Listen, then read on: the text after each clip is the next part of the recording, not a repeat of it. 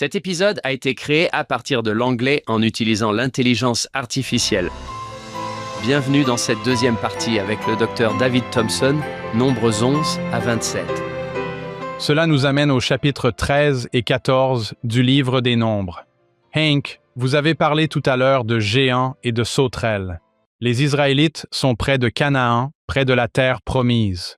Dieu dit à Moïse d'envoyer des éclaireurs, des espions, pour explorer le pays. Il en choisit un dans chaque tribu, 12 au total. J'imagine que ce sont des personnes de confiance. Leur jugement va être très apprécié. Ce n'était pas la populace, c'étaient les chefs. Allez-y et explorez le pays. Versets 13 à 24, peut-être allons-nous simplement les paraphraser pour l'instant. Ils y vont, ils explorent le pays et ils rapportent leur rapport. Ils rapportent des grenades et des figues parce que le pays est génial. Il y a toutes sortes de bonnes choses là-bas. C'est un pays où coule le lait et le miel. C'est merveilleux. 10 de ces 12 qui sont allés là-bas ont peur. Ils ont dit, les gens qui habitent ce pays sont puissants. Les villes sont fortifiées. Pire encore, et comme tu l'as dit tout à l'heure, Hank, il y a des géants là-bas. Les enfants d'Anak, ils sont énormes. Et ce sont des guerriers. Dans la NLT, à côté d'eux, on se sentait comme des sauterelles. Et ils ont convaincu la plupart des gens que conquérir ce pays serait impossible. C'est génial, mais on est des sauterelles. Ce sont des géants. On ne peut pas y arriver, pas question. Je ne pense pas qu'une sauterelle puisse battre un géant, Ça pourrait être agaçant, mais Oui, je pense qu'il y a un message là-dedans. Moïse dit. C'est une métaphore étrange, mais je crois que je comprends. Le Seigneur sait ce qu'il y a dans ce pays. Pourquoi les a-t-il envoyés là-bas alors qu'il savait qu'ils reviendraient avec un rapport indiquant que ce serait pratiquement impossible, qu'il n'y avait aucune chance que cela se réalise? Pourquoi le Seigneur a-t-il fait cela? En tant que scientifique, l'une des choses dont j'aimerais discuter est la suivante. Notre Père céleste veut-il que nous ayons une foi aveugle? Nous y reviendrons dans une seconde, en voyant ce qui se passe parmi les enfants d'Israël. 2 des éclaireurs, Caleb et Josué, ont vu à quel point la tâche semblait difficile, mais ils n'étaient pas d'accord avec les 10 autres. Ils ont tenté de calmer le peuple en disant « Allons-y tout de suite pour prendre ce pays. Nous pouvons certainement la conquérir. » Ils avaient la foi qu'ils pouvaient accomplir cette tâche difficile. Un état d'esprit très différent de celui des 10 autres. Je comprends d'ailleurs les 10 autres. Je me sens comme une sauterelle en ce moment, assise ici avec 2 géants, Hank et John. Je comprends tout à fait cela. On nous demande parfois de faire des choses difficiles qui nous font sortir de notre zone de confort. Face à ce défi, ils ont fini par convaincre la plupart des gens. Ils ont commis, je pense, au moins 2 erreurs fondamentales. Premièrement, ils se sont concentrés sur eux-mêmes et sur leurs propres insuffisances au lieu de se concentrer sur Dieu, au lieu de faire confiance à Dieu. C'est un problème d'attention. Ils avaient déjà vu des miracles. Ils savaient ce que Dieu pouvait faire. Ils ont perdu leur concentration. Hank, pourrais-tu lire les versets 7 à 9? Nombre 14, 7 à 9. Il s'agit de Josué et Caleb. Ils s'adressèrent à la communauté des enfants d'Israël en disant « Le pays que nous avons parcouru pour l'explorer est un pays extrêmement bon. Si le Seigneur nous aime, il nous fera entrer dans ce pays et nous le donnera. Une terre où coule le lait et le miel. Ne vous rebellez pas contre le Seigneur et ne craignez pas les habitants de ce pays, car ils sont notre pain. » Ces gens ont des métaphores amusantes. Ils sont notre pain. Leur défense les a quittés. Le Seigneur est avec nous. Ne les craignez pas. N'ayez pas peur. Qui, selon eux, allait faire cela pour eux? Ils n'ont pas dit « Hé, nous pouvons le faire ». Qui, selon eux, allait le faire? Jéhovah, c'est lui qui nous fera entrer dans le pays, pas nous. Les 10 autres comptaient sur leur propre force, sur leur propre capacité. Ils ne sont pas convaincus. En fait, ils sont tellement peu convaincus qu'ils veulent lapider Caleb et Josué pour avoir suggéré qu'ils y entrent par leur foi. C'est ce qu'on fait aux gens fidèles et optimistes. Oui, arrêtez. Tuons-les, tout simplement. Ils vont convaincre les gens d'y aller, et alors nous allons tous mourir. Cela nous amène à la réponse du Seigneur ici. Au verset 11 et 12 du chapitre 14, John, pourrais-tu nous les lire? Nombre 14, 11, et le Seigneur dit à Moïse, « C'est un tel revirement. Beaucoup de gens se demandent combien de temps cela va durer, mais cette fois-ci, c'est le Seigneur qui le dit à Moïse. Et le Seigneur dit à Moïse, « Combien de temps ce peuple va-t-il me provoquer? Et combien de temps faudra-t-il avant que ils me croient, malgré tous les signes que j'ai accomplis parmi eux? » C'est comme s'ils avaient déjà oublié ce qui s'était passé en Égypte. Ils ont oublié. J'adore ce verset, simplement parce que je sens que le Seigneur est une personne bien réelle ici. Je peux sentir sa frustration. Moi aussi, je suis frustré. Le Seigneur peut-il être frustré? Existe-t-il une frustration divine? Il semble que oui. Peut-être qu'une partie de ma frustration n'est pas divine, mais c'est une émotion bien réelle. C'est quelque chose que nous ressentons tous. La formulation de la NLT rend cela encore un peu plus réel. Il dit « Combien de temps ces gens vont-ils me traiter avec mépris? Ne me croiront-ils donc jamais? » J'adore le livre de Stephen Robinson datant des années 90, Believing Christ. Voici une citation de frère Robinson. La foi est le premier principe de l'Évangile. Nous pensons souvent qu'avoir la foi en Christ signifie croire en son identité en tant que Fils de Dieu et Sauveur du monde. Mais croire en l'identité de Jésus en tant que Christ n'est que la première moitié. L'autre moitié consiste à croire en sa capacité, en son pouvoir de purifier et de sauver, de rendre dignes des fils et des filles indignes. Non seulement nous devons croire qu'il est celui qu'il dit être, mais nous devons aussi croire qu'il peut faire ce qu'il dit pouvoir faire. Le Christ a dit qu'il pouvait me réparer, et croyez-moi, j'ai fait des bêtises. Ce n'est pas la fin de l'histoire si nous ne le voulons pas, car le Christ peut réparer cela. Nous ne sommes pas parfaits et nous allons commettre des erreurs. Et le Christ, une partie de notre foi doit être qu'il peut réparer toutes ces erreurs, quelle que soit leur gravité, quel que soit leur impact sur les gens qui nous entourent. C'est pour cela qu'il est mort pour nous. Nous devons croire cela, croire qu'il en est capable, peu importe. Tu te sens comme un raté? Si c'est ce que tu ressens vraiment au fond de toi, sois assuré que le Christ ne te voit pas ainsi et qu'avec lui, ce n'est pas ton destin. Pour moi, cela a été une véritable transformation. Je dois croire le Christ quand il dit qu'il peut faire ce qu'il a promis. Je sais exactement ce que vous avez vu au verset 11, lorsque vous avez fait ce lien avec le livre de Stephen Robinson, crois-moi. Il ne s'agissait pas de croire en moi ou de croire en mon existence, mais de croire ce que j'ai dit et de croire ce qu'ils m'ont déjà vu faire avec les Égyptiens. J'ai aimé l'idée de frère Robinson, selon laquelle c'est une chose de croire en lui, mais c'en est une autre de croire ce qu'il a dit pouvoir faire et qu'il peut vraiment le faire, dans la mesure où il est puissant pour sauver et pardonner. Parfois, je demande à un groupe de jeunes adultes de fermer les yeux et je leur dis « Combien d'entre vous croient qu'ils vont vivre dans le royaume céleste ?» Environ la moitié des mains se lèvent immédiatement, car ces étudiants connaissent l'Évangile. Un quart des mains restent baissées et un autre quart hésite. Puis, je dis « Bon, baissez les mains et discutons-en pendant 1 minute. Vous irez au royaume céleste, et cela n'a rien à voir avec vous. Cela a tout à voir avec lui. » Ensuite, je les emmène à quelques passages de Néphi. Chapitre 2. Tu connais celui-là, John. Jacob. Je sais que tu es racheté. Parce que tu as été un si gentil garçon. Grâce à la justice de ton Rédempteur, nous devons nous en remettre entièrement à la miséricorde, au mérite et à la grâce de celui qui a le pouvoir de sauver. John, tu peux me confirmer cela. C'est mon œuvre et ma gloire. Réaliser l'immortalité et la vie éternelle de l'homme. Et ensuite, que dit-il, John, dans 2 Néphi 27? Et je suis capable d'accomplir mon œuvre. J'aime l'expression « disposé » et « capable ». Nous faisons alliance d'être disposés, ce qui signifie que notre cœur est au bon endroit, mais nous commettons des erreurs. Mais lui est capable.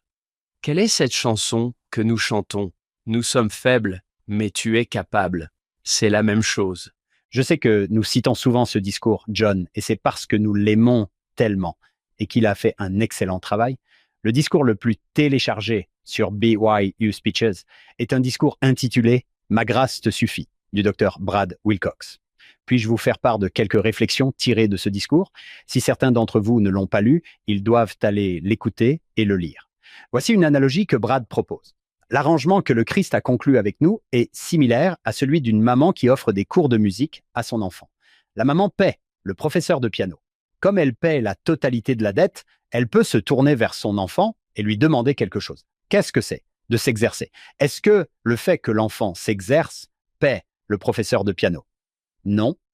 Est-ce que le fait que l'enfant s'exerce rembourse la maman pour avoir payé le professeur de piano? Non. C'est en s'exerçant que l'enfant montre sa gratitude pour l'incroyable cadeau de sa mère.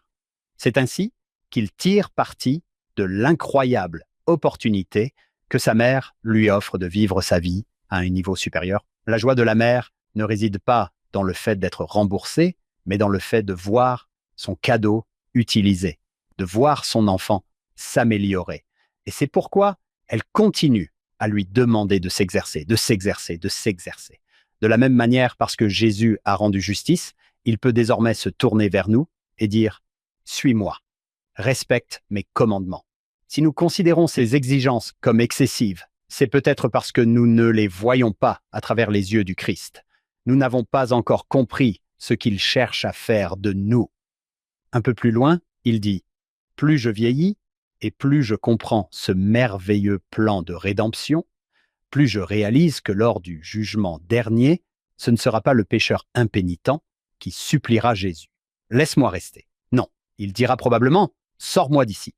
Connaissant le caractère du Christ, je crois que si quelqu'un doit supplier en cette occasion, ce sera probablement Jésus qui suppliera le pécheur impénitent. S'il te plaît, choisis de rester.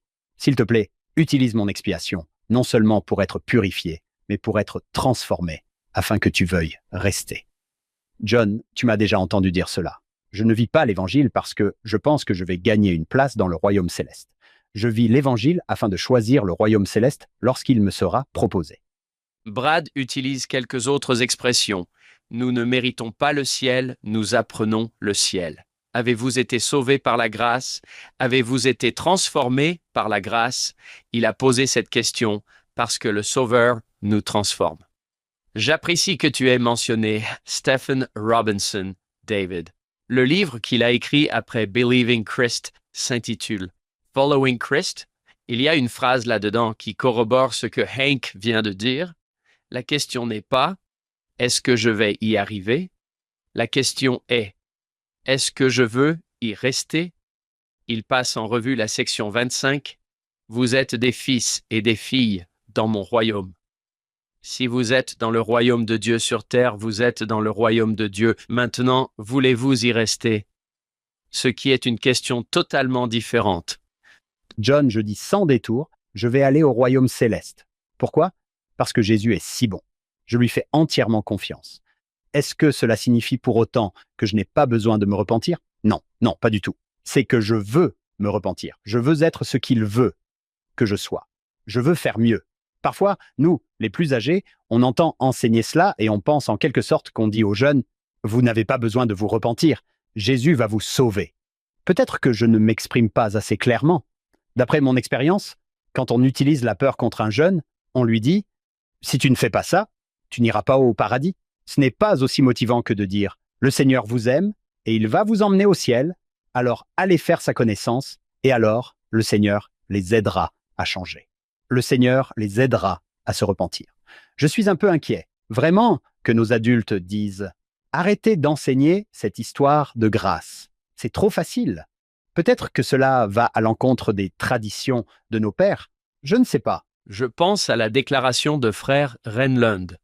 Il ne veut pas que nous observions les commandements. Il veut que nous choisissions de les observer et nous échouerons.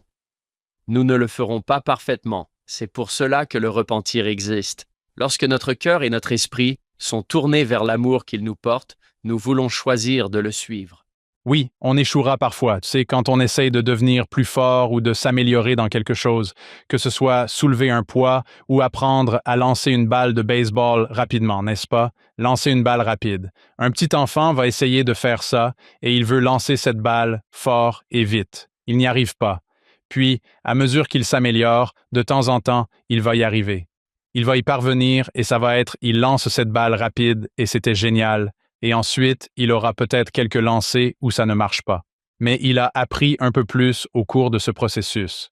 Si on applique ça à nos choix pour vivre comme Jésus, parfois on va échouer. Le choix ne va pas se révéler être le bon, on va faire une erreur, mais on va grandir si on s'y prend bien, parce que si on veut vraiment être comme Jésus, alors, petit à petit, grâce à ses choix, on va lui ressembler de plus en plus. Et vous y arriverez. Oui, ne crois pas que tu y es déjà. Tu n'es pas encore tout à fait comme Jésus. Je ressemble beaucoup plus à Jésus aujourd'hui qu'à l'âge de 15 ans, et je fais les bons choix maintenant. Comme je ressemble beaucoup plus à Jésus, comme je suis devenu plus comme lui, c'est plus facile. Il me reste encore beaucoup de choses à améliorer. Je veux être clair là-dessus. Si je discute avec quelqu'un et que je lui dis « Crois-tu en Christ, que c'est bien celui qu'il prétend être ?» Oui. Crois-tu que tu peux être sauvé dans le royaume céleste de Dieu? Je ne sais pas. Je pense que le Seigneur pourrait vous poser cette question. Nombre 14, 11. Combien de temps encore avant que vous ne me croyiez? Vous croyez en moi, mais vous ne me croyez pas. Quand je dis que je vais vous sauver, je vais faire de vous ce que Dave vient de dire. Je peux faire de vous cette personne céleste. Lors de notre premier parcours à travers l'Ancien Testament, Hank, nous avons parlé d'un de mes versets préférés du livre de Mormon. Tu es en colère, ô Seigneur, contre ce peuple parce qu'il ne comprend pas tes miséricordes que tu lui as accordées à cause de ton Fils. C'est Alma 33, 16. Ils ne comprennent tout simplement pas. Combien de temps faudra-t-il avant qu'ils comprennent? Oui, combien de temps faudra-t-il avant que vous compreniez à quel point je suis miséricordieux? Il est notre avocat, mon titre préféré pour désigner le Christ, et qui est l'accusateur? Dans le livre de l'Apocalypse, Satan est l'accusateur des frères. Jésus est notre avocat. Je pense que nous commençons par nous accuser nous-mêmes de ne pas être assez bons, mais nous avons un avocat. Quelqu'un nous a dit un jour qu'au lieu d'être obsédés par l'obéissance, nous devrions être davantage obsédés par la repentance. Il y a peu, je lisais 2 Néphi, chapitre 25, verset 23, qui traite de ce sujet. Hank, peux-tu me lire ce verset? Car nous nous efforçons avec diligence d'écrire afin de persuader nos enfants et aussi nos frères de croire au Christ et d'être réconciliés avec Dieu. Car nous savons que c'est par la grâce que nous sommes sauvés, après avoir fait tout ce qui est en notre pouvoir. Je pense que je suis comme beaucoup de gens dans la façon dont j'ai lu ce verset tout au long de ma vie, c'est-à-dire qu'on peut probablement l'interpréter de 2 façons.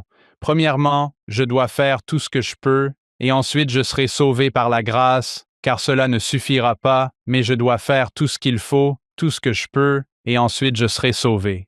Et c'est ainsi que je l'ai lu pendant longtemps. La dernière fois que je l'ai lu, cela m'a donné un sens différent de celui que j'y avais toujours vu. Même après tout ce que je fais, je ne suis toujours pas sauvé. Cela ne suffira pas. Même après tout ce que je fais, cela n'a pas d'importance. Je serai sauvé par la grâce. Et cela a du sens quand on y regarde de cette façon. Prenez cela au pied de la lettre. Est-ce que l'un d'entre nous fait tout ce qu'il peut? Nous sommes tous fichus si je devais faire tout ce que je peux faire avant que la grâce n'entre en jeu. Je ne fais pas tout ce que j'aurais pu faire. Laissez-moi vous donner un exemple. Je vais être très franc. J'étais évêque et tout, et pourtant, j'ai parfois du mal à m'agenouiller et à dire mes prières à la fin de la journée. Je suis fatigué, je me glisse dans mon lit, et je me dis peut-être que je vais faire une petite prière dans mon cœur, une prière à Dieu, allongé là dans mon lit, paresseux. Je sais que je devrais le faire parce que quand je le fais, je dors mieux, et pourtant, je ne le fais pas. Est-ce que je fais tout ce que je peux faire? Non, j'aurais pu m'agenouiller. J'aurais pu m'en rendre compte en restant allongé dans mon lit. J'aurais pu sortir du lit, m'agenouiller et dire ma prière. Je ne l'ai pas fait. C'était il y a quelques nuits à peine. Je ne l'ai pas fait. Je n'ai pas fait tout ce que je pouvais faire. Je suis une cause perdue maintenant si je lis les Écritures, comme je lisais autrefois ce passage de 2 Néphi. Oui, c'est ça. C'est fini. Tu n'as pas fait tout ce que tu pouvais faire. C'est un point que nous avons abordé plusieurs fois dans notre émission, mais c'est un point important, car nous savons que c'est par la grâce que nous sommes sauvés. Exactement. C'est dans le verset. Nous savons que c'est par la grâce que nous sommes sauvés. Et ta lecture, Dave, me semble tout à fait juste. Même si nous pouvons faire beaucoup, il y a beaucoup que nous pouvons faire. Nous pouvons servir. Nous pouvons être obéissants. Nous pouvons prier. Nous pouvons aller au temple, même avec tout ce que nous pouvons faire. C'est par la grâce que nous sommes sauvés. pour en revenir aux prières, et encore une fois, à cette question d'obéissance et de repentance, quand j'oublie de prier, ça m'arrive assez souvent de me lever le matin, tu sais, de m'étirer et de me préparer à faire ma prière du matin. Les prières du matin, c'est facile pour moi. Ça fait juste partie de ma routine. C'est ce que je fais. Souvent, je me dis, « Oh, mince, j'ai oublié. » C'est un objectif. J'ai un objectif cette semaine, en fait, les gars. Prier tous les soirs. J'ai déjà échoué. Je n'ai pas prié, comme je l'ai dit, une fois cette semaine. Je me lève le matin. Oh, mince, je me sens mal à ce sujet. Et je m'agenouille timidement devant notre Père Céleste, et j'explique. « Hé, Père Céleste, je suis désolé. J'ai oublié de prier hier soir. » Invariablement, je ressens cette grâce. Et encore une fois, je me repens. Je dis, « Bon, je vais faire un nouvel essai. Je vais essayer de mieux hiérarchiser mes conversations avec toi, Père Céleste. » Invariablement, je ressens la grâce. Ce n'est pas grave. Continue à y travailler. Continue. Je suis donc un scientifique, et je pense qu'il y a là un obstacle qui, encore une fois, nous ramène à nos géants et à nos sauterelles, et à la perspective terrifiante de devoir aller tuer des géants quand on est une sauterelle. Quand tu te sens comme une sauterelle, souviens-toi de l'équipe dans laquelle tu es. Souvenez-vous de qui mène vos combats. Cela soulève une autre question à laquelle j'ai réfléchi en tant que scientifique. Dieu les envoie pour qu'ils aillent t'observer, qu'ils utilisent leurs yeux, qu'ils utilisent leur esprit pour évaluer la situation, pour voir ce qui se passe. Le président Uchtdorf a dit que c'était très important lorsque nous essayons d'obtenir une révélation. Il a dit récemment, et c'est quelque chose que de nombreux frères ont dit au fil des ans, l'information apporte l'inspiration. La révélation ne vient pas d'un coup de foudre, elle vient de la consultation et de l'apprentissage. Ainsi, recueillir des informations vous place dans une meilleure position pour recevoir l'inspiration.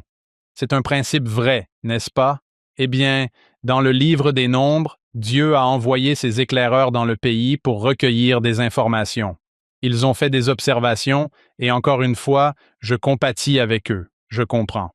Ils sont allés, ils ont regardé, ils ont évalué ce qui se passait dans ce pays. Ils ont évalué si eux, les enfants d'Israël, seraient capables d'y entrer et d'en sortir victorieux. Et ils reviennent, après y avoir réfléchi, après avoir évalué la situation de leurs propres yeux, après l'avoir vue, et le Seigneur se retourne alors vers eux et leur dit, « Oubliez ce que vous avez vu, oubliez ce que vous avez observé, ce n'est pas important. » Pourquoi leur a-t-il dit d'aller voir par eux-mêmes alors qu'il allait de toute façon leur dire de le faire, même si leur raison ne leur disait pas que c'était une bonne option?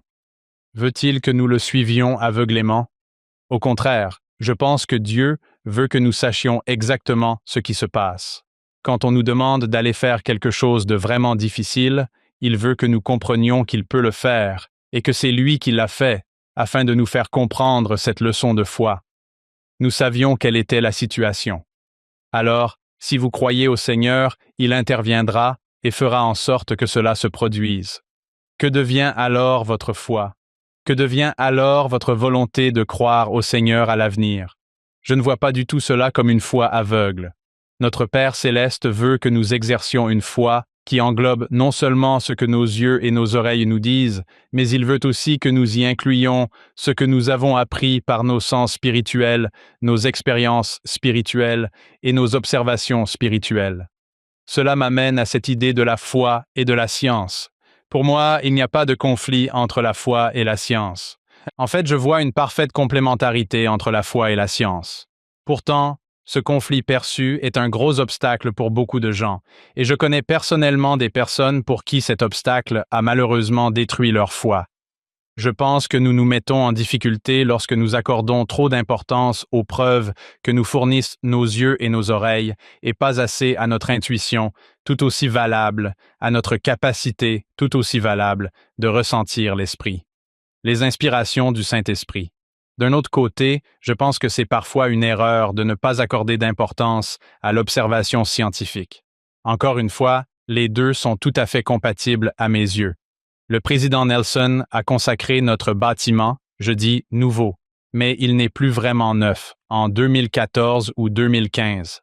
Voici ce que le président Nelson a enseigné lors de cette consécration. Il a dit « Toute vérité fait partie de l'évangile de Jésus-Christ. que la vérité provienne d'un laboratoire scientifique ou d'une révélation du Seigneur, tout est compatible. Toute vérité fait partie de l'Évangile éternel. Il n'y a pas de conflit entre la science et la religion.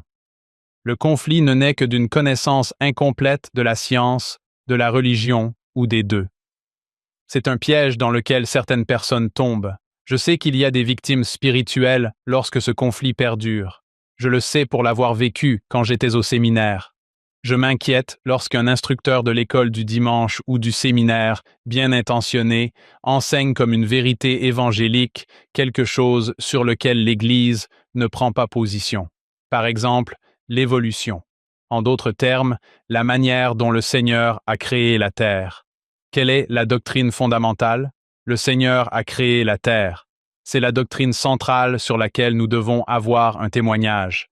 Comment il l'a fait? Nous ne le savons pas. L'Église n'a pas de position à ce sujet. C'est extrêmement important de s'en souvenir. Peu importe qui a raison sur ce point, ce qui compte, c'est que nous ne savons pas. C'est un problème auquel, je pense, les scientifiques comme moi tombent facilement dans le piège. Nous étudions quelque chose de manière si approfondie que tout à coup, nous pensons savoir avec certitude que c'est le cas. Le problème, c'est que nous ne savons pas. Et la science elle-même, il faut s'en souvenir. Si vous n'êtes pas scientifique, cela peut parfois prêter à confusion. La science ne prétend pas prouver grand-chose. La science ne prouve pas vraiment les choses. Elle accumule des preuves pour ou contre. Elle peut réfuter certaines choses dans des domaines très spécifiques et restreints. Je peux faire une expérience et, dans un ensemble de conditions données, je peux dire si le médicament A protège le muscle de la dégradation. Je peux le constater. Je peux émettre une hypothèse, oui, je pense que cela va le protéger. Je peux faire mon expérience et soit rejeter cette hypothèse, soit dire « Oh oui, on dirait bien, peut-être que ça le protège ». Mais la science ne prétend pas souvent parvenir à la vérité. Même lorsqu'elle y parvient, lorsque nous avons une loi scientifique, celle-ci doit parfois être révisée. Par exemple, il existe une loi scientifique, autrefois connue sous le nom de conservation de la masse. Elle correspond en quelque sorte au principe de l'Évangile ici aussi. On ne peut ni créer ni détruire de la masse. C'est impossible. Elle est simplement convertie d'une forme à une autre. Cela a longtemps été considéré comme une loi absolue jusqu'à ce que... Je ne suis pas physicien, je risque donc de mal interpréter certains détails, mais en général, l'idée est correcte.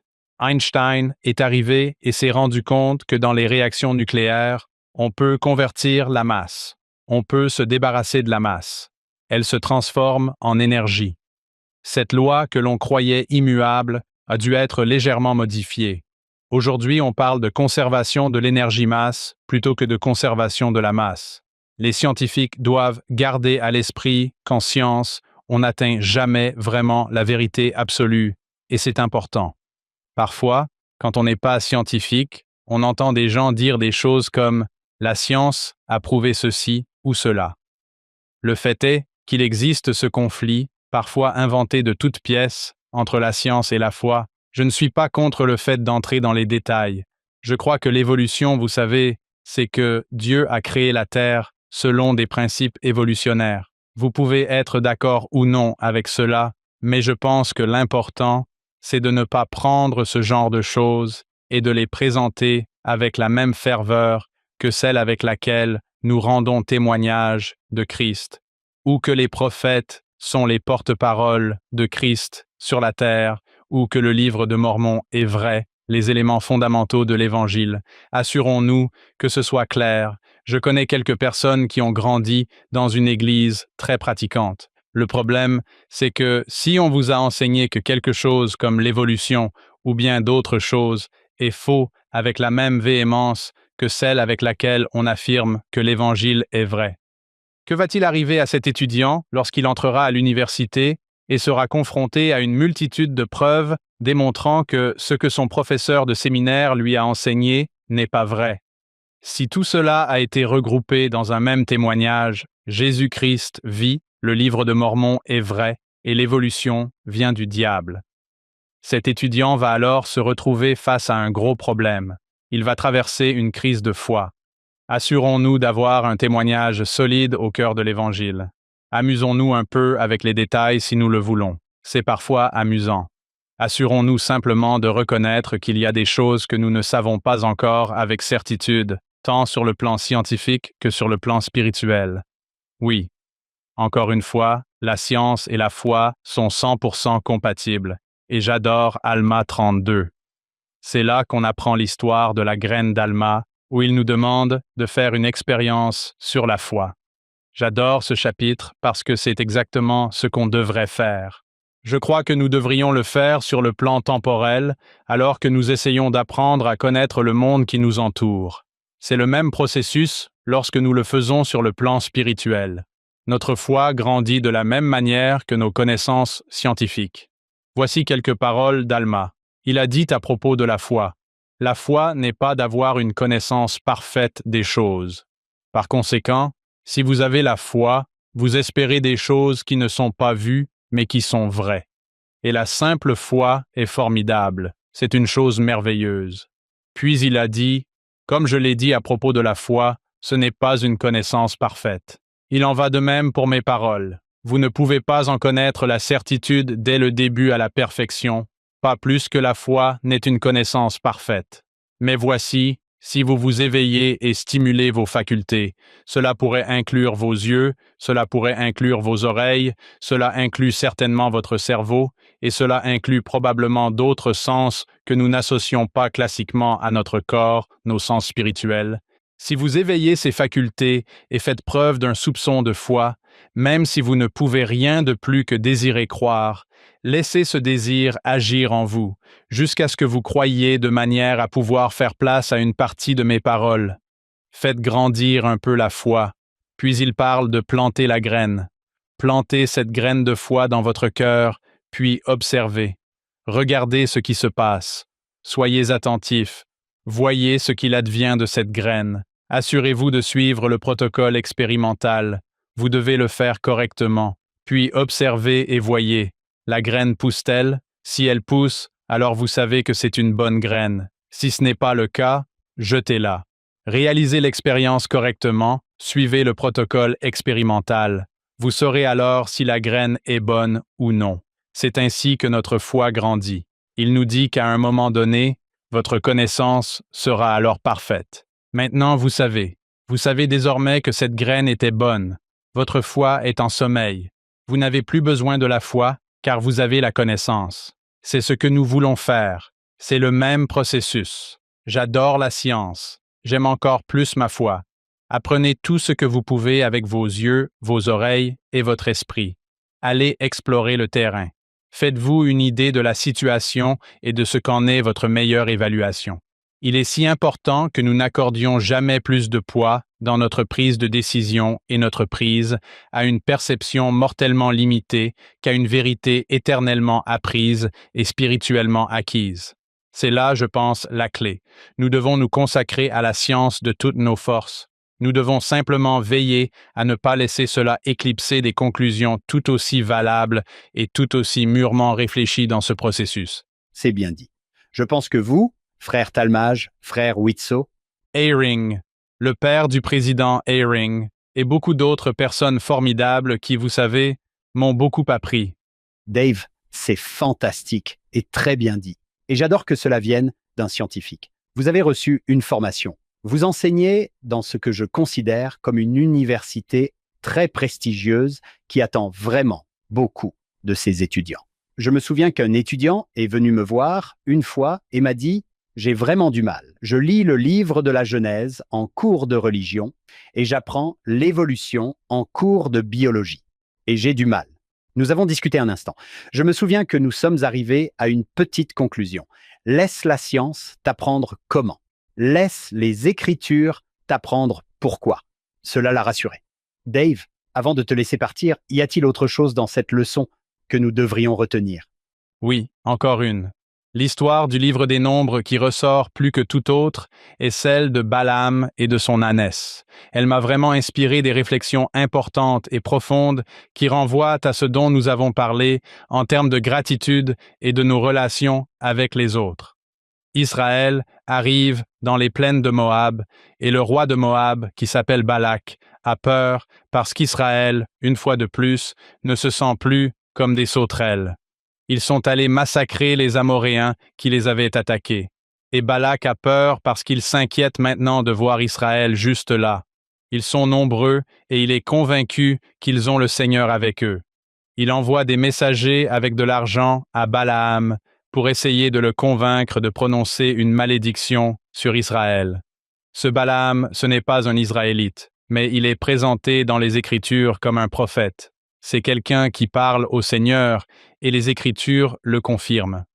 Balak pense que si Balaam vient et maudit les Israélites, il pourra alors aller les vaincre. Ces messagers se rendent donc chez Balaam pour le convaincre. Ils ont de l'argent. Et le message que Balak a envoyé à Balaam était « Viens donc, je t'en prie, maudis-moi ce peuple, car il est trop puissant pour moi, ce peuple, les Israélites. Peut-être alors je l'emporterai, nous pourrons les frapper, et je les chasserai du pays. Car je sais que celui que tu bénis est béni, et celui que tu maudis est maudit. » En d'autres termes, Balak était convaincu que Balaam, en raison de sa relation avec le Seigneur, avait le pouvoir de bénir et de maudire. Il avait une réputation. Les messagers voulaient que Balaam les accompagne à Moab pour maudire Israël. À son honneur, Balaam leur dit de passer la nuit là et qu'il leur dirait le lendemain matin s'il accepterait ou non. Il va alors consulter le Seigneur. Pendant la nuit, Dieu rend visite à Balaam et, dans la version du roi Jacques, il est dit « Dieu dit à Balaam, tu n'iras pas avec eux. Tu ne maudiras pas ce peuple, car il est béni. » Balaam va voir les messagers et leur dit « Désolé, je ne peux pas le faire, je ne viendrai pas avec vous. » Ils partent, ils retournent voir Balak. Balak leur dit de retourner voir Balaam. Je crois qu'il leur a dit de lui offrir plus d'argent, vous voyez, de lui proposer davantage. Faisons-le venir ici pour qu'il maudisse Israël. Ils y retournent donc. Et une fois de plus, Balaam dit ce qu'il faut. J'aime bien la version du roi Jacques.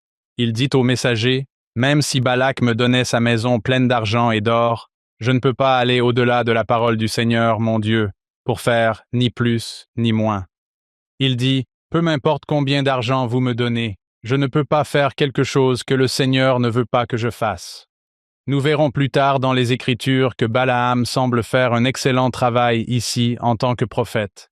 Il s'égare un peu par la suite, mais pour l'instant, il fait bonne figure. C'est là qu'il commence à s'égarer un peu. Les messagers le supplient. Il leur a dit qu'il n'irait pas, mais ils lui disent « Allez, va en reparler au Seigneur. » Il dit aux hommes de rester une nuit de plus et qu'il va aller parler au Seigneur. Il dit « Laissez-moi aller vérifier à nouveau auprès du Seigneur. Peut-être qu'il me dira quelque chose de différent. » Ça me rappelle Joseph Smith et Martin Harris avec le manuscrit. Le Seigneur avait déjà dit « Ne lui donnez pas le manuscrit », et il n'arrêtait pas de revenir. Allez, donnons-lui le manuscrit. C'est le même genre d'idée ici. Cette fois, Balaam retourne voir le Seigneur et dit « Allez, tu es sûr que je ne devrais pas partir avec ces types ?» Dieu lui dit de partir avec les hommes. Et cela va à l'encontre de ce que le Seigneur lui avait dit au départ. Balaam supplie et Dieu dit « D'accord, très bien, pars. » Mais il ajoute « Fais seulement ce que Dieu te dit de faire. » C'est là que ça devient intéressant. Balaam se lève le matin, dit aux hommes qu'il va les accompagner. Ils montent sur son ânesse et ils partent pour Moab. Dieu n'est pas content de lui. Je ne comprends pas bien. Dieu lui a dit qu'il pouvait y aller et maintenant Dieu n'est pas content de lui. Il y a probablement une petite histoire entre les lignes dont nous ne savons peut-être rien, mais quoi qu'il en soit, Dieu n'est pas content de lui. Alors il envoie un ange se poster sur la route pour barrer le chemin à Balaam. Et maintenant, je vais passer à la version NLT, au chapitre 22, verset 23. On y lit « L'ânesse de Balaam vit l'ange du Seigneur debout sur la route, l'épée à la main. L'ânesse voit l'ange. Balaam ne voit pas l'ange. L'ânesse s'enfuit avec Balaam, toujours sur son dos. Balaam frappe l'ânesse et le ramène sur la route. Encore une fois, j'ai une vision un peu comique dans mon esprit de ce qui se passe ici. L'ânesse voit toujours l'ange et essaie de le contourner sur le sentier. Ce faisant, ils se retrouvent entre deux murs. En essayant de contourner l'ange, l'ânesse écrase le pied de Balaam contre le mur. Maintenant, Balaam est vraiment en colère et il frappe à nouveau l'ânesse. Puis, toujours dans la NLT, au verset 26 et 27, l'ange du Seigneur s'est avancé plus loin sur la route et s'est placé à un endroit trop étroit pour que l'ânesse puisse passer. Cette fois-ci, quand l'ânesse a vu l'ange, il s'est couché sous Balaam. Dans un accès de rage, Balaam a de nouveau frappé l'animal avec son bâton. Balaam est vraiment en train de s'énerver et de frapper son ânesse. Puis le Seigneur a donné à l'ânesse la capacité de parler. L'ânesse a-t-il vraiment parlé à Balaam? Encore une fois, ce n'est pas important. Peut-être que Balaam lui parle et qu'ils ont une conversation, comme j'ai une conversation avec Chapi, mon chien. Qui sait? Ce n'est pas l'essentiel. Ce qu'il faut retenir de cette conversation, quelle qu'en soit la nature, c'est que l'ânesse dit « Qu'est-ce que je t'ai fait pour que tu me frappes 3 fois ?» Balaam répond alors « Tu m'as ridiculisé. Si j'avais une épée, je te tuerais. » De toute évidence, Balaam a désormais perdu l'esprit. Nous savions déjà qu'il l'avait peut-être perdu, car il ne pouvait pas voir cet ange. Il se trouvait sur un chemin où il n'aurait pas dû être et il ne pouvait pas voir. Et puis, d'après la NLT, il est dit « Alors le Seigneur ouvrit les yeux de Balaam, et il vit l'ange du Seigneur debout sur la route, une épée nue à la main. Balaam s'inclina et tomba face contre terre devant lui. « Pourquoi as-tu frappé ton ânesse ces 3 fois ?» demanda l'ange du Seigneur. « Écoute, je suis venu te barrer la route parce que tu me résistes obstinément. À 3 reprises, l'ânesse m'a vu et s'est écartée. Sinon, je t'aurais certainement déjà tué et épargné l'ânesse. » Si les spectacles itinérants reviennent un jour dans l'Église, c'est une excellente histoire biblique pour en faire un. Ce serait fantastique. Et c'est ainsi que je voyais cette histoire, comme une simple anecdote amusante. Mais en m'arrêtant pour y réfléchir plus profondément, je me suis demandé, de quelle manière est-ce que je résiste obstinément au Seigneur? En y réfléchissant personnellement, je pourrais dresser une liste. Numéro 2. Qui sont les ânesses dans ma vie qui ont vu ce que je ne pouvais pas voir alors que je m'engageais sur la mauvaise voie? Numéro 3. Y a-t-il des personnes dans ma vie qui ne voient peut-être pas quelque chose que je vois? Comment puis-je être un ânesse pour elles? Ce sont 3 très bonnes questions à se poser. Je plaisantais en grande partie quand j'ai dit que j'allais suivre la version King James de cette histoire. Elle utilise un vocabulaire différent pour désigner un ânesse. Ma femme m'a convaincu que ce serait trop grossier pour ce podcast. Donc, encore une fois, je m'en tiendrai au mot ânesse de la NLT. Il y a beaucoup d'ânesses pour lesquelles je suis reconnaissant dans ma vie. Je pourrais en énumérer beaucoup. Je veux juste parler de 3 d'entre eux. Ma mère, bien sûr, elle serait parfaite. C'est elle qui m'a élevé. Mon père est mort quand j'avais 12 ans. Elle a dû assumer seule l'éducation d'un adolescent qui avait la tête ailleurs. Combien de fois a-t-elle dû me supporter? Je l'aime. Je ne m'étendrai pas davantage sur ce sujet. Laissez-moi vous parler des 3 personnes qui, selon moi, ont vraiment été là pour moi à des moments critiques de ma vie. La première est un homme nommé Expedito, que j'ai rencontré lors de ma mission au Brésil. Expedito était membre de l'église à Divinopolis, au Brésil. Et pendant votre mission, y avait-il un membre qui était un peu comme un Yoda pour vous? Un petit vieux. Vous savez, ces membres qui adorent les missionnaires et qui sont pleins de sagesse. Et en tant que missionnaire, vous regardez ce vieil homme et vous vous dites « J'espère que je serai comme lui quand j'aurai cet âge-là. » C'était Expedito. Il ressemblait à Yoda à bien des égards. Pour comprendre son influence, il faut savoir comment j'ai fini par partir en mission. C'est important. Quand j'étais adolescent, je n'avais absolument aucune intention de partir en mission. En fait, j'y étais même farouchement opposé. Je sortais avec une fille bien. Ma petite amie du lycée m'a un jour suggéré de partir en mission. Je ne me souviens plus exactement comment elle l'a formulé. Elle a peut-être dit qu'elle avait toujours rêvé d'épouser un ancien missionnaire ou quelque chose comme ça. Eh bien, cela posait un problème pour moi, vu mon état d'esprit de l'époque.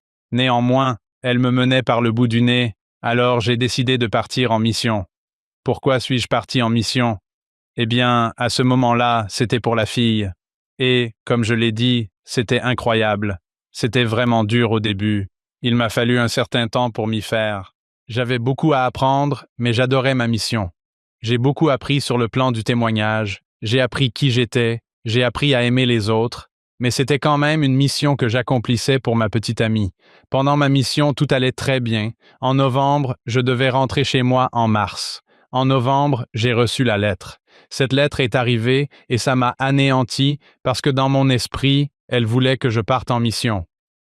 D'accord, je vais partir en mission parce que si je fais ça, la récompense. C'était mon état d'esprit. Et là, tout d'un coup, ce fondement sur lequel je reposais, il a disparu. Boum, il n'y en a plus. Ça ne s'est pas du tout passé comme je l'avais prévu, et je suis tombé dans ce gouffre des ténèbres pendant environ 10 jours d'affilée. J'avais l'impression que ça avait duré plus longtemps, mais je suis allé vérifier les dates dans mon journal de mission. J'ai passé 10 jours dans un état vraiment sombre, et c'était horrible. Bon, alors où est-ce qu'Expedito entre en scène? Eh bien, on avait rendez-vous avec lui pour le déjeuner. Pour la plupart d'entre nous, je pense qu'un missionnaire se présente au déjeuner, un peu grincheux, avec un nuage noir au-dessus de la tête. On lui demande peut-être « Qu'est-ce qui ne va pas? Ça va, frère ?» Et il répond « Oui, ça va. » Et on se dit « Oh, d'accord, il va bien. » Et on passe à autre chose. On lui sert à manger, et c'est tout. Pas avec Expedito. Il a laissé son compagnon avec son fils, qui était, je crois, président de branche à l'époque, et m'a emmené dans la cour, m'a fait asseoir, et on a discuté pendant, disons, 30 minutes à 1 heure. Je ne sais pas. C'était une longue conversation. Il m'a fait asseoir. Il a vu que j'étais sur la mauvaise voie. Il voyait bien que je n'étais pas sur le bon chemin. Il a passé son bras autour de moi pendant que je pleurais. C'était tellement bien. Je ne me souviens pas de ce qu'il a dit. Ce dont je me souviens, c'est que je me suis levé. Waouh! Quelle différence entre le moment où je suis entré dans cette maison et après cette conversation avec Expedito. Il a réussi à m'aider à me tourner vers le Sauveur. Il m'a ôté ses œillères. Il m'a permis de voir l'ange. Une fois notre conversation terminée, j'ai quitté sa maison avec un engagement renouvelé envers le Seigneur. Pour moi, c'était miraculeux. Si je devais choisir un moment où je suis né de nouveau, ce serait celui-là. Waouh! Je suis reconnaissant envers Expedito. Il doit être mort depuis longtemps. Ça fait longtemps que j'ai servi là-bas. Je ne me souviens plus de son nom de famille. Son fils s'appelle, je crois, Elson, si je me souviens bien. Elson, si par hasard tu écoutes ça en portugais ou autre, appelle-moi. J'adorerais ça. Mais Expedito, mec, quel impact. Il était Ouais, wow. un sacré bonhomme. Oh, il m'a mis sur la bonne voie.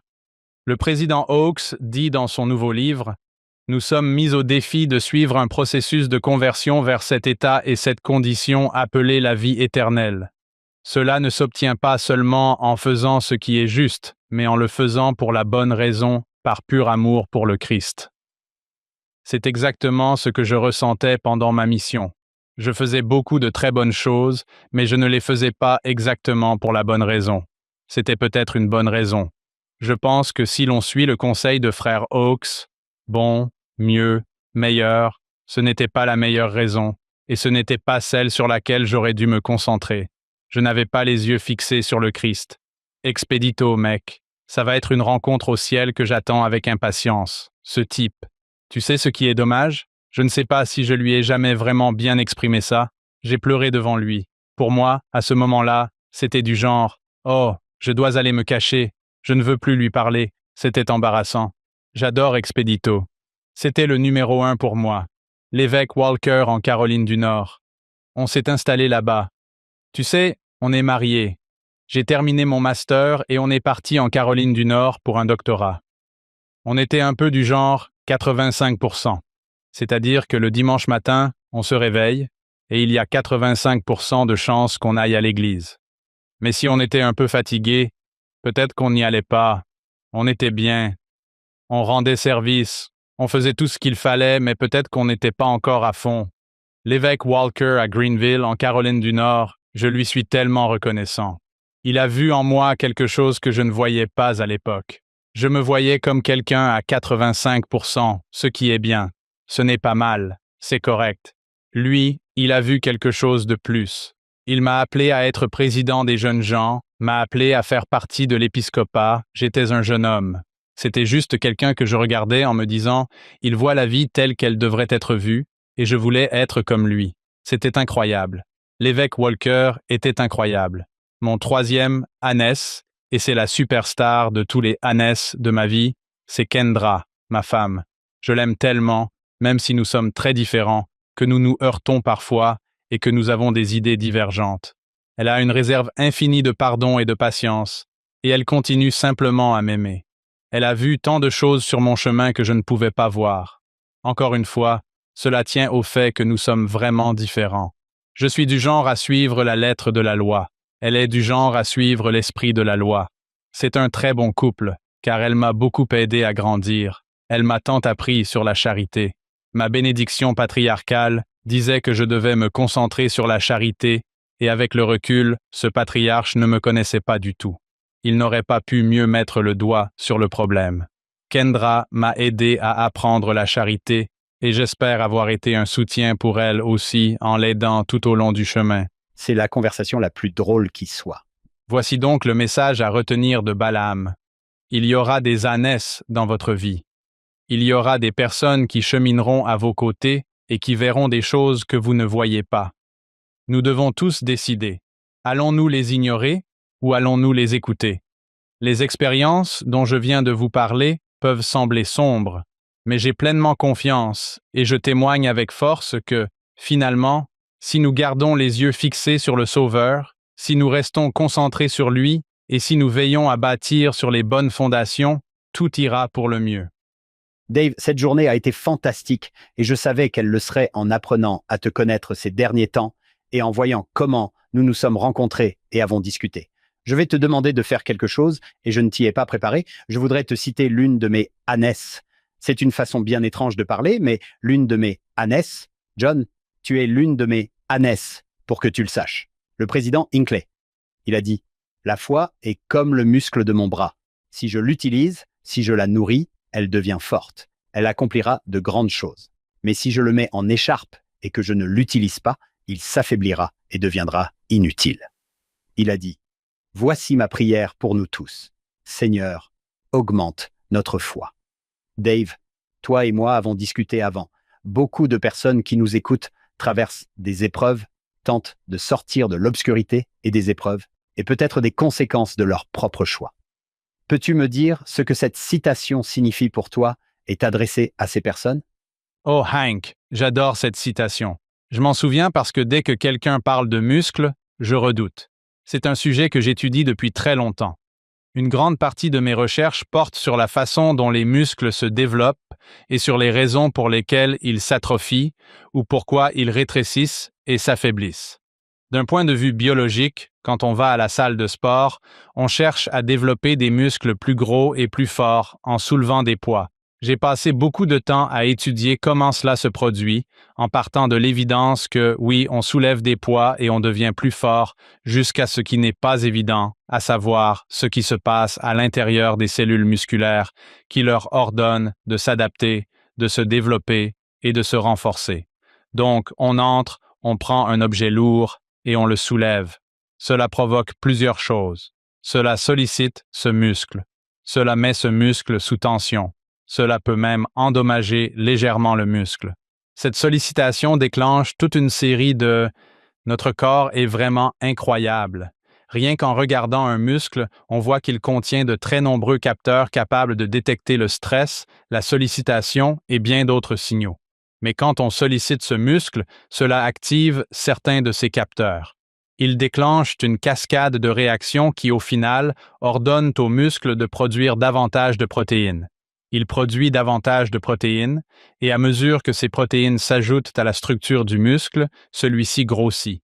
Je pense que si l'on transpose ce principe physiologique à notre vie quotidienne, à notre force spirituelle et à la force de notre foi, la leçon est assez claire. Si votre foi n'est pas mise à l'épreuve, si elle n'est pas sollicitée, si vous n'êtes pas confronté à des questions dont vous ne connaissez pas la réponse, si vous pensez parfois que vous comprenez ce que vous devriez faire et que vous le faites, puis que vous n'obtenez pas la bénédiction que vous pensiez mériter en retour, ce sont là autant de choses qui peuvent vraiment mettre votre foi à rude épreuve. Gardez à l'esprit que ce stress, cette difficulté, cette résistance font partie du processus de croissance. C'est le stimulus qui va vous aider à grandir. Sans cela, comme l'a dit le président Hinckley, vous ne pouvez pas grandir si vous ne vous mettez pas à l'épreuve. Quand vous allez à la salle de sport et que vous soulevez des poids, si vous voulez devenir plus fort, et c'est là que ça devient difficile. Je suppose que si vous voyez les choses sous le mauvais angle, cela peut être décourageant. Je pense que c'est tout à fait vrai pour la foi, tout autant que pour les muscles. Si je suis novice en musculation, disons tout à fait novice, que je n'ai jamais touché un haltère et que je vais à la salle de sport, je peux m'installer sur le banc, m'y mettre. Imaginons que je veuille faire du développé couché et que je ne prenne que la barre. Ça fait 20 kilos et je peux peut-être la soulever et je le fais environ 8 fois, puis mes muscles sont à bout. Non seulement ça, mais ce stress leur a fait mal et le lendemain, je risque d'avoir très mal. Bon, si je continue à aller à la salle de sport, que je prends cette barre et que je soulève, que je continue à faire 8 répétitions avec cette barre, très vite ça ira beaucoup mieux et ça ne fera plus autant mal. Mais je vais atteindre un plateau. Je suis devenu plus fort, mais je ne vais plus devenir plus fort. J'utilise un poids auquel mes muscles se sont désormais adaptés. Ils se sont renforcés et peuvent très bien supporter ce poids. Je ne vais toujours pas ressembler à Arnold Schwarzenegger. J'ai encore du travail à faire. Que dois-je faire? Je ne peux pas continuer à utiliser cette barre. Je dois faire quelque chose. Soit je dois faire plus de 8 répétitions, soit je dois faire plus de séries de répétitions que ce que je faisais, soit je dois ajouter plus de poids. Je dois faire quelque chose pour créer plus de sollicitation, sinon le muscle ne va pas se développer. Je pense que cela correspond également à ce qu'on nous a enseigné au sujet de notre foi.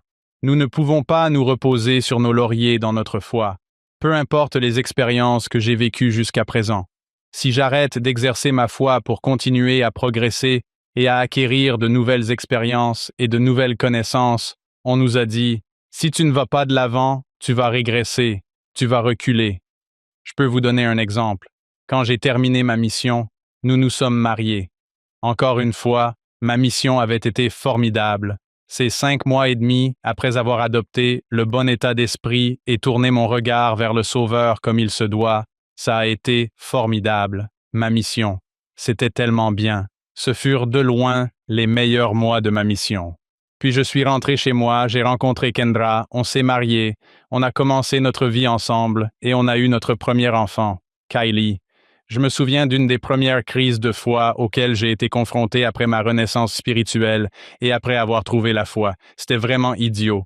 Kylie avait des coliques, elle pleurait tout le temps, elle allait bien, mais j'étais débordé, j'étais étudiant, j'avais beaucoup à faire. En fait, je faisais du coaching personnel, environ 20 heures par semaine, en plus de mes études pour gagner de l'argent. J'étais débordé et j'ai en quelque sorte détourné mon regard du Sauveur pour me concentrer sur d'autres choses importantes, mais je m'étais éloigné. J'avais une enfant qui ne faisait que pleurer tout le temps. Ça s'est résumé à ça, encore une fois, c'est un peu cette relation transactionnelle avec Dieu. Hé, Père Céleste, c'est vraiment dur. Alors je vais te prier et te demander de faire en sorte que Kylie arrête de pleurer, autant parce que je suis vraiment fatigué ce soir. On se relayait la nuit. Parfois, c'était au tour de Kendra de rester éveillé. Parfois, c'était mon tour. C'était mon tour de rester éveillé. J'étais super fatigué, et Kylie pleurait. Et je me suis dit, « Hé, Père Céleste, faisons quelque chose pour régler ça. » C'est comme demander à quelqu'un dans la salle de musculation, tu peux soulever ce poids? Oui, tu veux bien soulever ce poids pour moi? Eh bien, il ne l'a pas fait. Pour moi, ça a été une crise de foi et ça m'a affaibli. Je me suis fâché contre Dieu. Encore une fois, ça a été une sorte de déprime d'une semaine où j'étais juste au plus bas. Je ne me sentais pas bien parce que je m'étais dit, je ne sais pas s'il y a quoi que ce soit que je veuille plus que de voir Kylie s'endormir maintenant pour que je puisse m'endormir à mon tour. C'était comme si je voulais ça plus que tout et que Dieu ne m'écoutait tout simplement pas. Il s'en fichait sûrement. Il ne m'aimait sûrement pas. À ce stade, mon esprit scientifique me disait que ça n'avait aucun sens, que Dieu n'existe pas. C'était comme ça à ce moment-là, mais je pensais simplement qu'il ne m'aimait pas parce qu'il ne ferait pas ça pour moi. C'est ma femme qui m'a sorti de cette déprime parce que, encore une fois, c'est ma préférée de tous les temps. Je suis sorti de cette déprime, j'ai recentré mon esprit sur le Christ. Elle m'a rappelé certaines choses que j'avais perdues de vue. J'avais oublié. Elle a dû me les rappeler. Je ne sais pas comment j'ai pu oublier certaines expériences spirituelles que j'avais vécues. Elle m'a dit, « David, ça n'a pas de sens. Pourquoi dis-tu ça? Tu te souviens de ça? Tu te souviens de ça? » Et je me suis dit, « Oh oui, je m'en souviens. Oui, je sais que ça s'est passé. » Elle m'a remis sur les rails. J'aime ma femme. Ce qui est drôle, c'est que je me suis remis sur les rails, et je me souviens que j'avais fait pénitence. Je me suis excusé, et j'ai dit à Dieu, Écoute, c'est difficile pour moi. Tu sais que c'est dur, mais je veux juste que tu saches que je suis de retour. Et j'ai ajouté, j'aimerais beaucoup que tu t'occupes de ça pour moi, mais si tu ne le fais pas, je te fais confiance et je suis partant. Devinez quoi? Kylie a très bien dormi cette nuit-là. La nuit suivante, c'était comme si, boum, ça y était. À mesure que nous gagnons en foi et en force, il y a un risque, ce qui est effrayant, que Dieu nous pousse un peu plus loin. Il peut nous mettre un peu plus à l'épreuve, non pas parce qu'il ne nous aime pas, mais parce qu'il nous aime et qu'il veut nous transformer en quelque chose que nous ne sommes pas encore. Je suis tellement reconnaissant pour ces épreuves. Il y a eu des épreuves dans ma vie. Globalement, j'ai fait quelques bêtises qui, je pense, m'ont fait du mal et n'ont pas contribué à ma croissance personnelle. Je vois la main du Seigneur dans tant de choses qui m'ont rendu plus fort. J'espère sincèrement et j'ai la foi que le Seigneur continuera à me donner des défis qui m'aideront à grandir et à progresser. Dave, cette journée a été fantastique. Nous avons commencé en nous concentrant sur le Seigneur. Nous avons parcouru le livre des Nombres et nous terminons en nous concentrant sur le Seigneur. Mon livre des Nombres est rempli de notes, de choses que je veux retenir, de choses que je veux mettre en pratique. Je ne sais pas si je vais dire à ma femme quelle est mon ânesse préférée. C'est peut-être quelque chose que je vais garder pour moi. Je ne sais pas. Kendra avait l'air un peu... Elle était un peu enchantée par ça. Je pense qu'elle a beaucoup aimé, donc mon ânesse préférée. Je vais peut-être devoir faire confiance et essayer ça. Sur ce, nous tenons à remercier le docteur Dave Thompson de s'être joint à nous aujourd'hui. Nous remercions également notre productrice exécutive, Shannon Sorensen, ainsi que nos sponsors, David et Verla Sorensen. À chaque épisode, nous rendons hommage à notre fondateur, Steve Sorensen. Nous espérons que vous serez à nouveau avec nous la semaine prochaine sur Follow Him.